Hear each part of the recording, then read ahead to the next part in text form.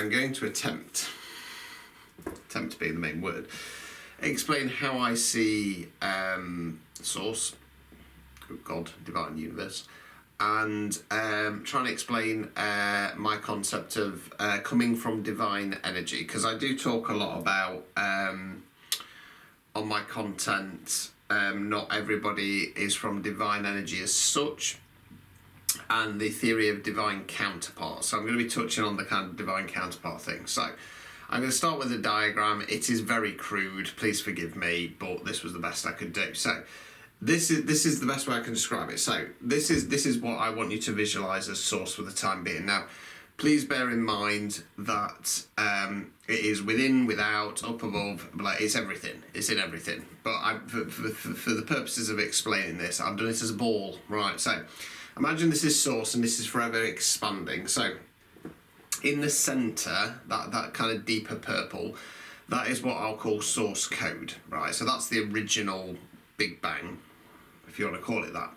And then there's layers as we expand out for that. Now, let's say that the 3D, for example, us living our lives as human beings, we're in the green sector, okay? And these different layers are layers of source energy. Now, this is forever expanding over time. You know, as we know, everything is expanding, the universe is expanding, it is not retracting. If we think about a healing journey, for example, you have to go through that dark ring to get to the light. Okay, so then the light ring's behind the dark, as I put it. So they're the different layers. So we've got the dark side, the light side, but they are kind of intermingling. And as you know, I believe that the light side is being controlled. Then we've got more. I'll come to it in a second, but that kind of silvery type one, that's more your kind of area for your high-ranking light workers, stuff like that, and then we kind of go further back. So that's just a kind of crude diagram. So let's go to number 2. So I've got source here, and then we've got the blue and the red rays coming out of it. Now, let's say that the blue is the divine masculine energy, and the red is the divine feminine energy. So if we use a bit of Hindu terms here, so let's say blue Shiva, and red is Shakti, aka Parvati later. So as you can see, they stretch right to the center of source. So when I talk about coming from divine energy, some people call them chosen one. You come from pretty much the center of source. You originate from that time scale, okay? So when we talk about being old souls, people who come from divine energy, they are the oldest of the old. They are the original beings of source, if you want to call it that. And they come through all the various different layers. Now, you'll notice it's kind of funneling. The reason why I've done that is because in the here and now, that is what we're most connected to. And then as we go through, the connection becomes more difficult. Okay. When we're thinking about in regard to divine counterparts, both of you have to come from that same level because you're divine counterparts. You know, when we talk about the story of Shiva and Shakti. So just to give you a brief overview of that. Again, I'm not very learned on this, so please forgive me. So in the ethereal, in the original creation, Shiva and Shakti are the masculine and feminine energies, and they're entwined.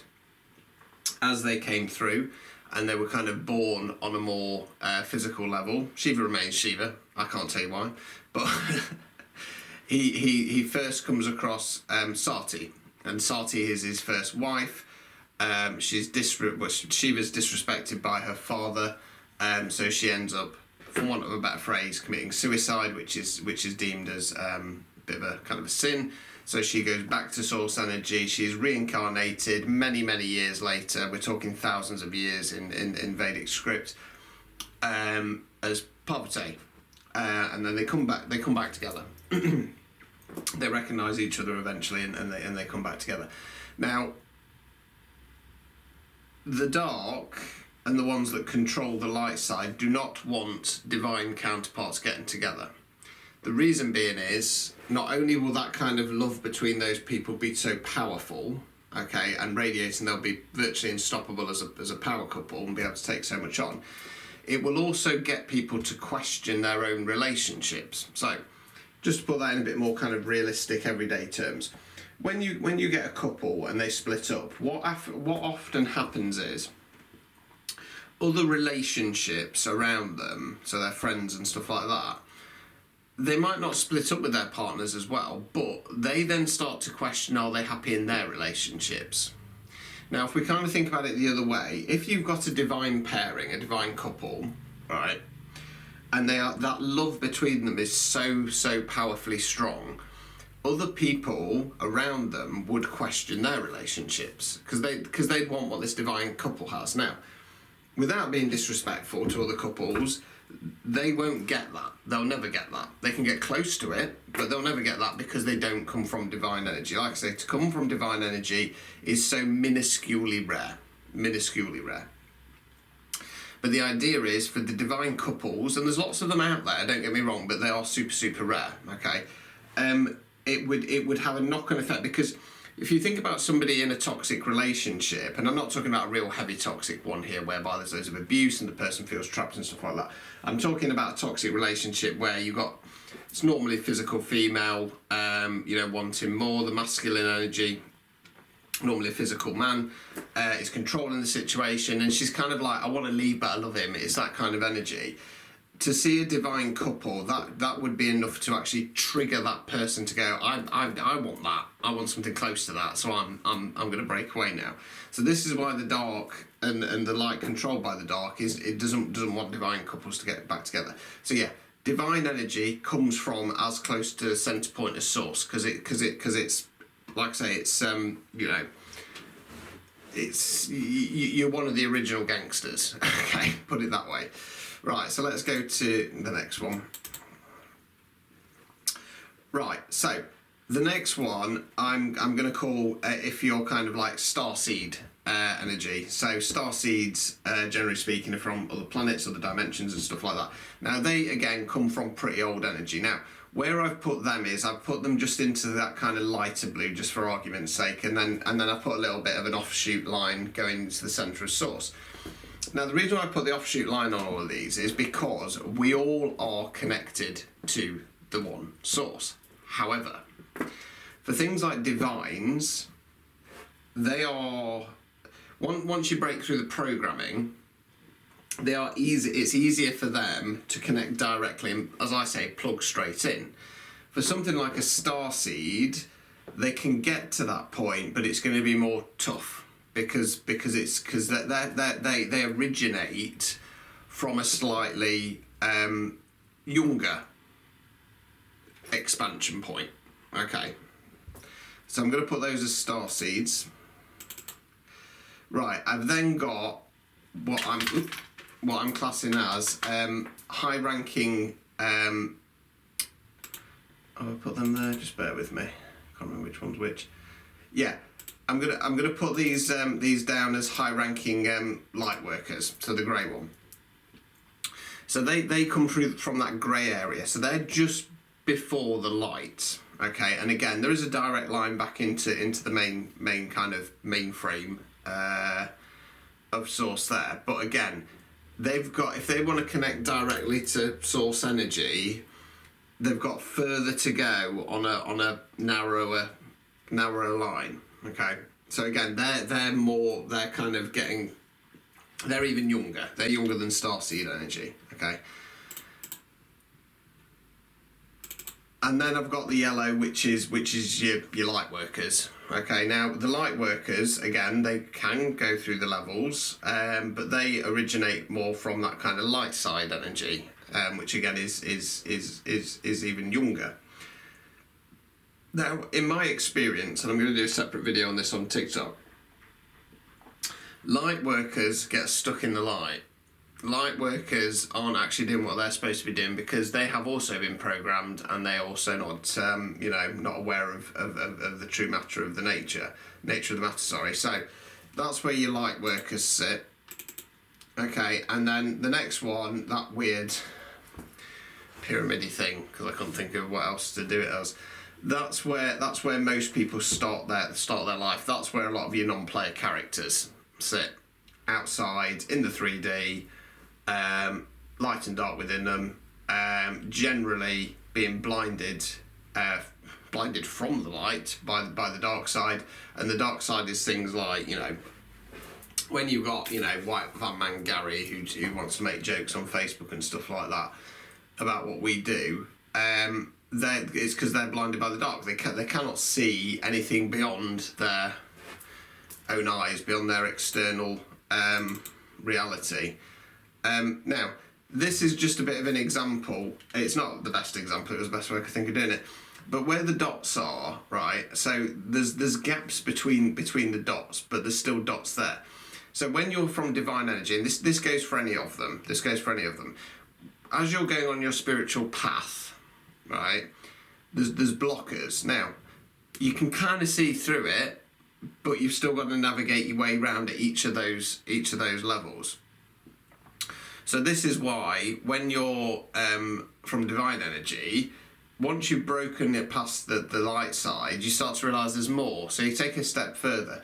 So for me, right, if you think about the dark side's all around us, and it is in the ethereal as well, don't get me wrong.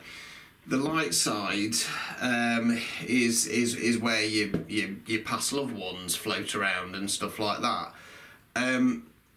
Once you go beyond that, that's when you start getting to your angels and all that BS, right?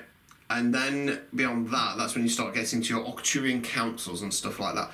But the problem is, depending on where your soul comes from, people get stuck at that level and they don't want to see that there are levels out beyond that, or that they could get there. Okay. Now, within each of these levels, for me, from my experience on my astral travels and people in the community, each one of them is in conflict, and each one of them has their own ideology and belief system and want to control the narrative. Okay. Now, when you come from divine energy, you are taking instruction directly from the divine source. Okay. So you're not swayed like a lot of these other soul levels are. So that's the best way I can describe it. I'm going to do some other content, like I say, but you know, being from divine energy is extremely, extremely, extremely rare. You will generally be a starseed at the very least, not a high-ranking light worker. Okay, it's not, like I say, it's not to say that you can't connect to that source energy. It's just going to be extremely difficult to do it, because as you go through, you've got a longer cord, very thin cord to try and connect to it. Now, if you watch my spiritual abuse episode, somebody took me on a guided meditation which took me up to that dimension, if you want to call it that. I can't remember which dimension source code's supposed to be at. It's like 11th or 12th or something like that. And it's painful. It's painful to be stretched that far, believe you me. And most people wouldn't be able to handle it. They wouldn't. They'd go pop. Yeah. So it's not something that a lot of people will ever be able to connect to in their lifetime, and there's no shame in that. What you got to remember is, you know, you're here, you reincarnate, you build up more lessons as you go through.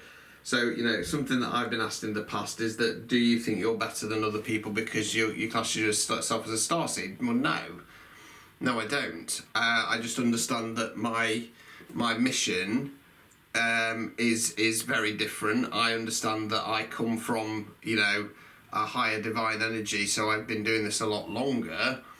It's not a case about being better, it's about having different knowledge encoded in you. And, you know, people who are from a younger energy stream, will they ever have that role? I don't think so, because they're not designed to do so. They're not designed to be from that further back timeline. They're designed to learn their karmic lessons, and then at some point they will have a role to do, but it won't be the same. It'll be something completely different, and they won't need that original source coding or energy. Now, when I pass away, I am convinced I'm not coming back here. I'm convinced I'm going back home. Now, where home is, I don't know. Will I get sent off somewhere else on another mission? Quite possibly, but I'd like to hope that I get a little bit of a holiday after that, to be honest. But yeah, when I'm talking about divine energy and specifically divine couples, like I say, you have to come from that divine point in time. And if you have a divine counterpart, you are going to be with one specific person. When I say person, energy. Okay, because I'm just going to briefly go into this. Another theory that I've been working with is that when we talk about coming from divine energy, it flows through the person. Now, as I've gone on my journey and my path, I've come across people who could have been a very, very possibly a divine counterpart. Now, something always happens, something always changes, something always comes up, and then it turns out that they're not, and then generally end up turning, for want of a better phrase. Now, I've got this theory that if the vessel that divine energy runs through isn't able to handle fighting off the corruption of the dark energy, that divine energy then shifts to a different vessel, or through a different vessel, I should say. Because again, just much like entities, I don't believe in possession. I don't believe it's that energy is possessing the person. I feel it's more that it's flowing through them. And if they kind of fail at the first point of meeting somebody who's supposed to be their divine counterpart, then that energy shifts. Okay, like I say, that's just a theory. That's based on personal experience. But it is a possibility. So yes, that's the best way I could describe it. I hope that makes sense. Like I say, I do apologise for the diagrams. They are rather crude, but it was the best I could do. Right, anyway, any questions, pop them in the comments, or even better still, save them for the Down the Rabbit Hole sessions, and we'll have a chat about it. There you go, ta-ta for now. Are you a targeted individual? Constantly taking stank from witches and anything in between? Well, fear not, you can now too learn how to bind the bastard. Join one of the most trusted names in defense magic, Urban Warlock Healing, as he takes you through a step-by-step guide of how to bind the bastard. Binding spells are a safe way to stop that bastard from doing harm to themselves and harm to others. So if you have multiple bastards in your life, you can learn to bind the bastard today. As this is magic, it takes belief and intention. Failure to follow these instructions are not guaranteed to work. Individual binding spells are also available. So bind the bastard today.